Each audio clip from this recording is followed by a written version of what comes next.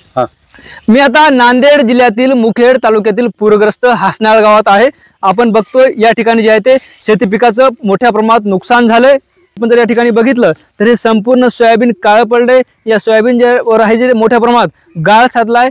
या संपूर्ण शेतीत एकही झाड आपल्याला हिरवं पाहायला मिळत नाही. रविवारी मध्यरात्री ज्या पद्धतीनं मुखेड तालुक्यात पाऊस पडला त्यामुळे हसनाळ आणि रावणगाव ही दोन गाव जे आहे ते पाण्याखाली गेले होते. या घरांची पडझड झाली, लोकांचा संसार उघड्यावर आला, 5 जणांचा मृत्यू झाला. तर दुसरीकडे शेती पिकाचं अशा पद्धतीनं आतोनात नुकसान झाले. नांदेड जिल्ह्यात जे आहे ते जवळपास 7,12,000 एकरवर शेती पिकात नुकसान झाले. शेतकऱ्यावर आभाळ कोसळले आणि शेतकरी जे आहे ते हातबल झाले चित्र आपल्याला पाहायला मिळतं. शेतकरी आर्थिक संकटात आले.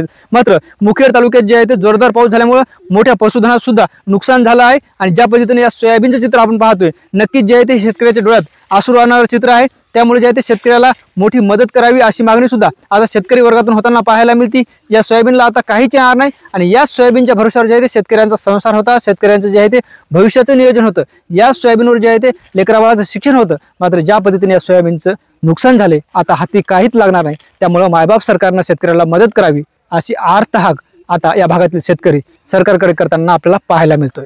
ज्ञानेश्वर लोंढे, TV9 मराठी, हसनाळ, नांदेड.